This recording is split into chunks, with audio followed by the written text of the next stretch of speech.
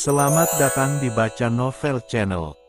Jangan lupa like, komen dan subscribe agar tidak ketinggalan update terbaru dari kami. Terima kasih. Para pendengar setia. Kali ini, kita akan melanjutkan cerita yang menarik, tentang seorang atlet Ma yang bereinkarnasi ke zaman klasik, dan dunia yang betul-betul berbeda. Tanpa berlama-lama, mari kita dengarkan. Serigala Abu. Arc 5. Episode 58. Siang itu, Han Suwen mengeluarkan bungkusan kecil yang dibawa oleh Wen Zihao dari kotak penyimpanan. Jari jemarinya bergerak perlahan dan membuka setiap simpul, dan mengeluarkan isinya. Sejumput dedaunan dan akar yang terpilin rapi. Aster biru dari lereng utara, katanya pelan. Han Suwen menghela napas. Ia ingat betul, 3 tahun lalu.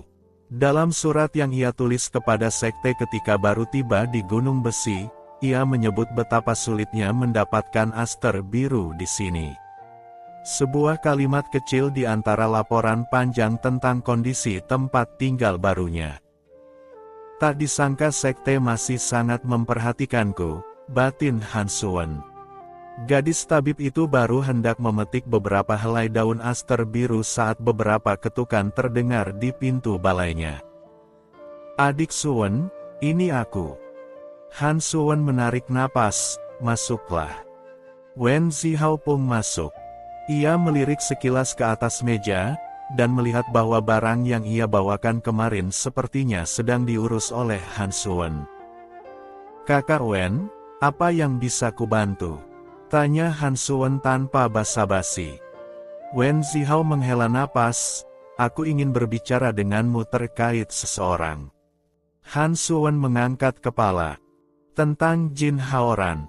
Ya, tentang Jin Haoran, jawab Wen Zihao. Han Suwen meletakkan bahan obatnya ke samping. Baiklah, apa yang ingin kakak Wen tahu? Wen Zihao memperbaiki posisi duduknya.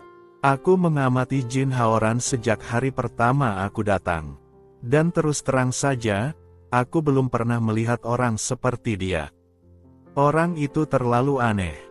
Mendengar penilaian Wen Zihao, Han Suwen tertawa kecil. Tawa yang membuat Wen Zihao sedikit terkejut. Seingatnya, ia tak pernah melihat Han Suwen seperti itu. Kakak Wen, kau mengatakan dia aneh. Tapi ya, kupikir itu kata yang tepat. Han Suwen berdeham sekali, lalu melanjutkan. Dia memang aneh. Kalimatnya terkadang aneh. Ide-idenya juga aneh. Tidak hanya aneh, dia juga licik. Tapi dia baik. Dan asal kau tahu, dia juga pintar memasak. Setengah dupa ke depan, Han Suwen terus menceritakan berbagai hal yang ia tahu dari Chen Hao. Sesekali ia tertawa, sesekali memasang ekspresi kesal, dan sesekali pula tersenyum simpul. Wen Zihao mendengarkan dengan seksama. Ia sama sekali tak menyela. Matanya terfokus pada wajah Han Suwen. Bibir pemuda itu masih menyunggingkan senyum tipis. Namun tangan kirinya yang berada di balik meja sedikit terkepal. Chen Hao berdiri di ambang pintu ruangannya, menatap ke arah lembah. Jauh di sana, ada lokasi ke-9, tempat yang sekarang sedang disergap bahaya. Ia tidak tahu sudah berapa lama berdiri di sini. Sampai akhirnya, satu langkah kaki berat dari arah timur pelataran terdengar. Kakak pertama. Bao Hu berdiri di mulut koridor, dengan 2 cangkir teh di tangannya dan ekspresi yang tidak sepenuhnya berhasil menyembunyikan rasa ingin tahunya. Aku membawakanmu minuman, katanya, menyodorkan 1 cangkir. Chen Hao menerima cangkir itu dan menyesap isinya. Wajahmu seperti ingin menyampaikan sesuatu, tanya Chen Hao. Bao Hu mendekatkan diri dan berbisik, tadi aku lihat Wen Zihao masuk ke ruang Nona Han. Chen Hao melirik, aku tahu. Bao Hu terhenyak, kau tahu. Lalu, Chen Hao menyesap tehnya lagi. Lalu apa? Memangnya aku harus apa? Melarangnya menemui adik seperguruannya. Bao Hu mengangkat bahu. Entahlah. Menurutku, masalahnya tidak sesederhana itu. Aku memang tak mengerti cinta. Tapi kurasa, si Wen Zihao itu memendam rasa pada Nona Han. Kau tak khawatir. Chen Hao menghela napas. Aku tahu perasaan Han Suwen. Dan aku percaya padanya. Bao Hu mengangguk-angguk, tapi ia tak mengerti. Chen Hao menepuk pundak pria besar di sampingnya ini, daripada bergosip. Sebaiknya kau bantu aku. Ada satu hal yang harus kusampaikan pada Zhao Yanfei. Tapi, Chen Hao memperhatikan sekitarnya. Lalu dengan lebih merendahkan suara ia berbisik, sampaikan surat ini melalui jalur yang paling rahasia. Kau mengerti. Bao Hu menerima surat kecil itu dan memasukkannya ke lengan baju. Tenang saja, kakak pertama. Aku jamin akan aman. Katanya seraya langsung pergi. Chen Hao memandangi punggung Bao Hu yang semakin menjauh. Otaknya berpikir keras. Siapa musuh yang bersembunyi sangat dalam ini? Zhao Yanfei. Semoga kau dan keluargamu baik-baik saja. Matahari siang terus bergerak. Kini, ia telah meninggalkan tahtanya di tengah langit, beranjak menuju peristirahatan di sebelah barat. Sore ini, Chen Hao mengumpulkan Bao Hu, Lao Cheng dan Han Suwen di ruang utama. Pasien keempat, mulai Chen Hao. Pengawal unit Wei Kang yang ditugaskan di lokasi 9. Dosis embun kelabu dalam tubuhnya jauh lebih tinggi dari 3 pasien sebelumnya. Lao Cheng mengangguk, matanya sudah ada di catatannya. Han Suwen menyimpulkan bahwa dosis disesuaikan dengan tingkat kultivasi target, lanjut Chen Hao. Artinya seseorang yang memberi racun ini tahu bahwa pengawal itu berada di tingkat kultivasi yang lebih tinggi dari rata-rata anggota Serigala Abu. Ruangan itu sunyi. Siapa yang tahu tingkat kultivasi anggota kita secara spesifik? Tanya Chen Hao. Bao Hu menyilangkan tangannya. Aku, Lao Cheng, Wei Kang untuk unit-unitnya sendiri. Ia berhenti. Tai Leng dan Nenek Wuyan. Dan aku, tambah Han Suwen tanpa mengangkat kepala dari catatannya. Aku memeriksa kondisi fisik semua anggota secara berkala, termasuk estimasi tingkat kultivasi. Chen Hao menatap meja di depannya. 6 orang, semua orang yang ia percaya sepenuhnya. Tapi ada lubang yang lebih besar dari itu. Lao Cheng, katanya, selain ke-6 kita, apakah ada akses lain ke catatan tingkat kultivasi anggota? Lao Cheng meletakkan penanya. Ada satu kemungkinan, katanya pelan. Catatan medis Han Suwen disimpan di ruang pengobatan. Kunci ruangan itu ada di tangan Han Suwen dan satu cadangan di lemari arsipku. Lemarimu terkunci? Tanya Chen Hao. Selalu. Lao Cheng diam sebentar. Tapi ada 4 hari di bulan lalu ketika aku ikut rombongan ke lokasi 3 dan 7 untuk pemetaan. Lemari itu ada di markas tanpa pengawasan langsung. Han Suwen mengangkat kepala.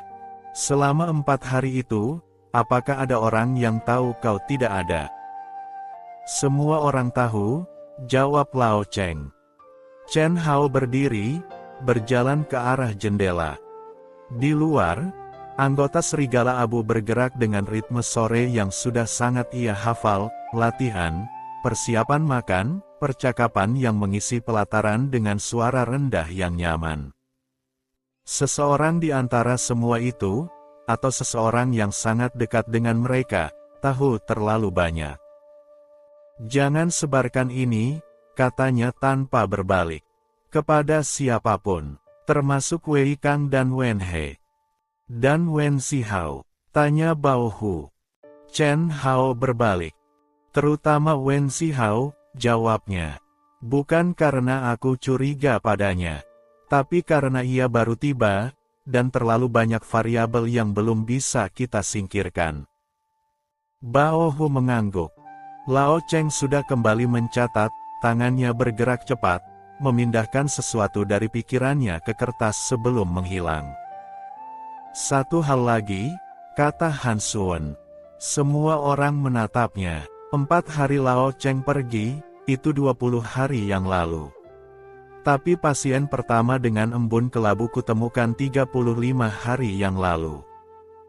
Lao Cheng berhenti menulis. Artinya, kata Chen Hao pelan. Artinya lemari arsipku bukan satu-satunya sumber, selesaikan Lao Cheng. Atau bukan sumber yang pertama. Matahari sudah condong jauh ke barat ketika Chen Hao tiba di belakang gubuk Nenek Uyan. Batu datar di tengah area kecil itu sudah menunggunya, atau setidaknya terasa seperti itu. Nenek Uyan duduk di tepi area itu, dengan cangkir teh di tangannya. Kau datang lebih awal dari kemarin, katanya. Ada banyak hal yang harus diselesaikan sebelum malam, jawab Chen Hao, duduk di batu datar. Dan kau memilih untuk ke sini dulu. Chen Hao tidak menjawab. Nenek Uyan menyesap tehnya. Apa yang kau rasakan kemarin, di penghujung sesi? Tanyanya. Chen Hao memikirkan ini.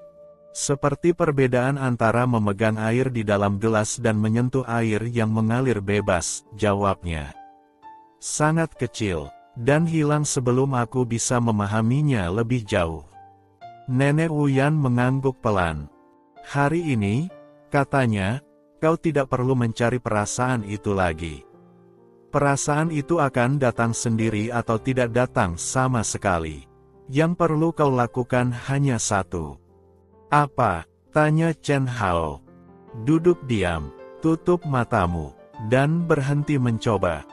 Chen Hao menatapnya. Hanya itu. Nenek Uyan mengangguk. Ya, hanya itu.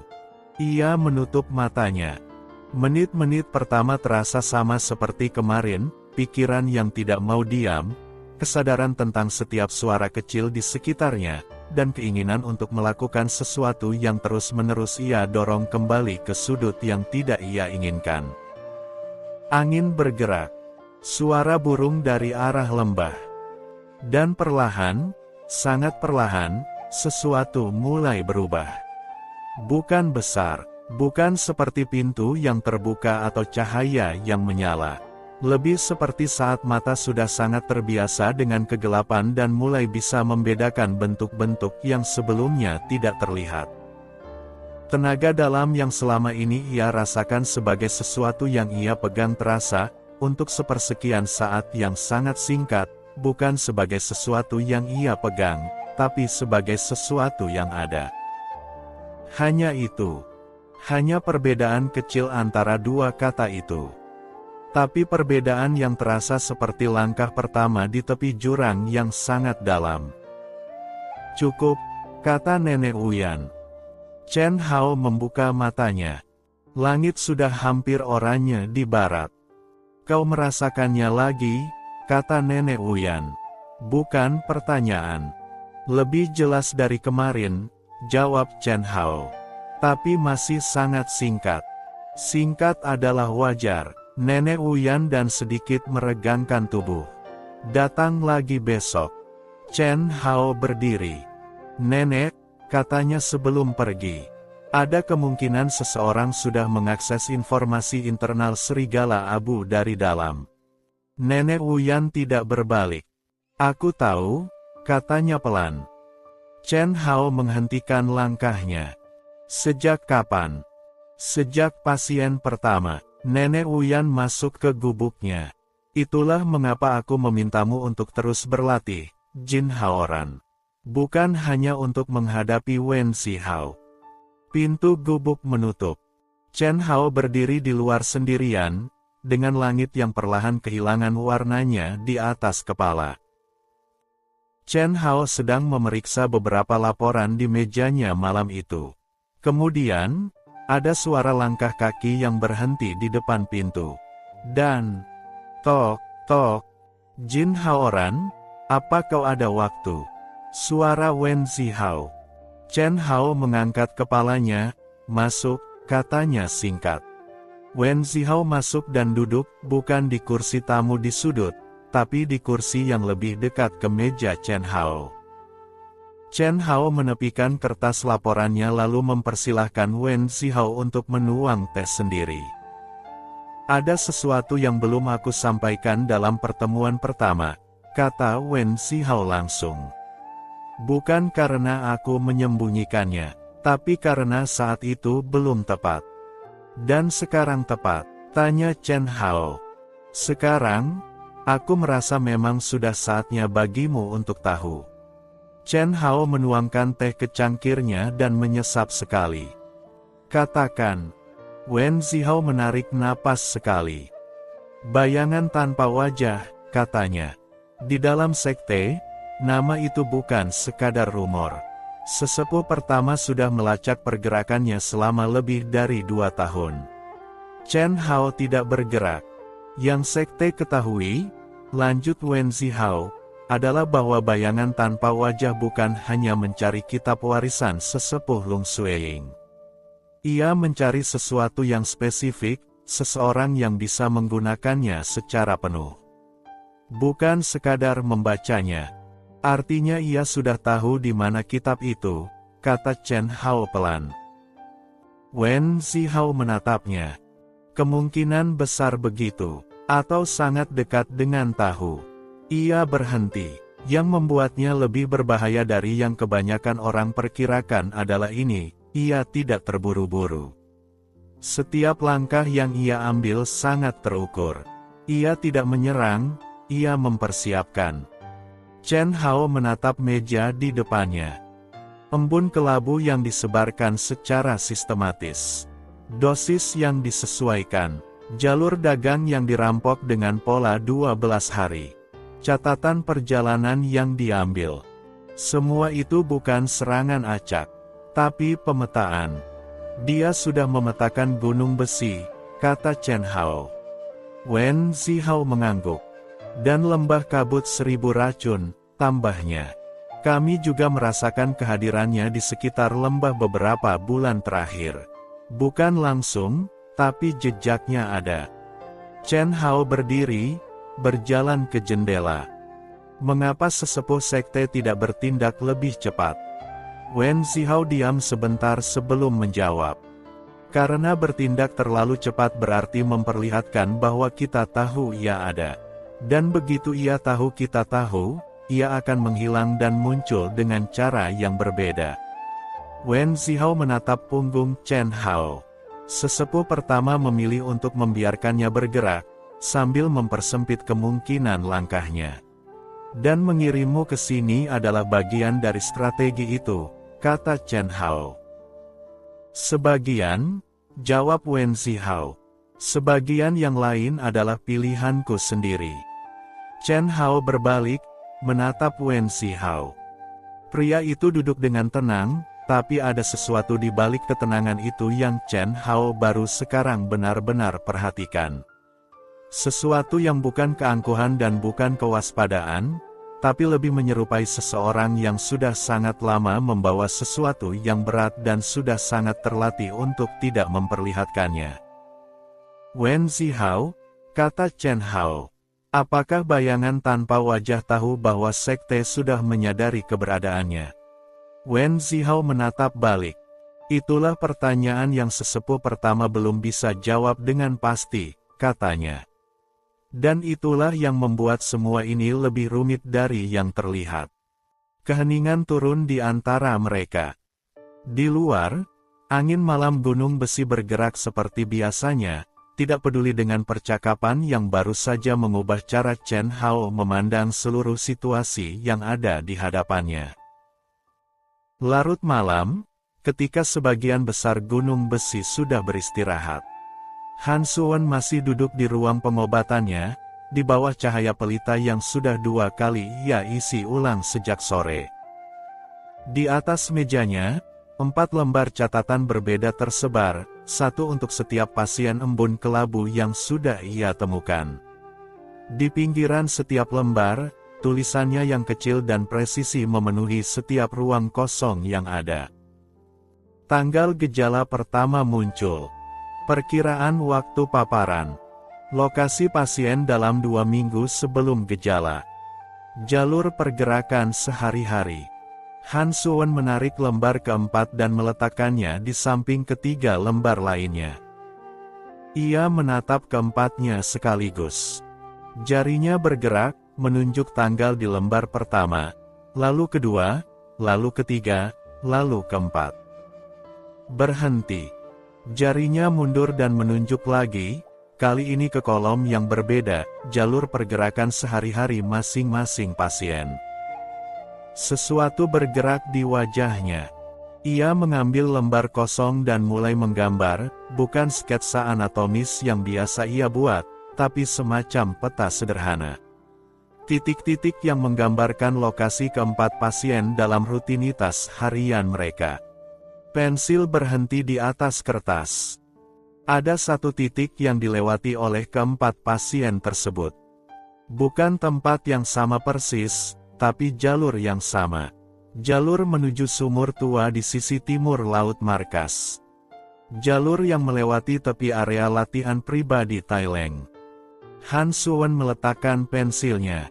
Ia duduk tidak bergerak cukup lama, menatap peta kecil yang baru saja ia buat.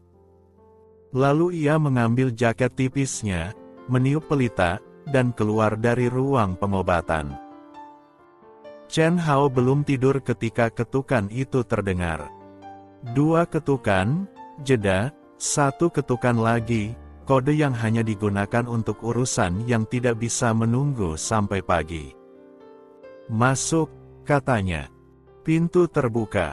Teng Fei, salah satu pengawal malam, masuk dengan wajah yang memperlihatkan bahwa ia sudah berlari cukup jauh. Ketua. Kurir dari lokasi 9 baru tiba. Ia mengulurkan sebuah surat. Ia bilang Wen He memintanya bergerak segera setelah matahari terbenam. Chen Hao mengambil surat itu.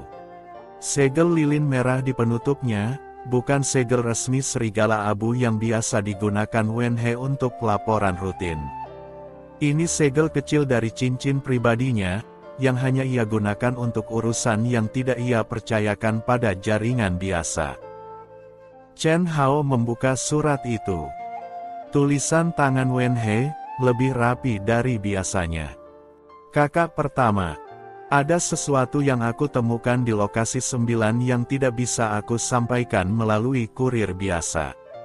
Aku sudah memeriksa ulang 3 kali sebelum memutuskan untuk mengirim ini.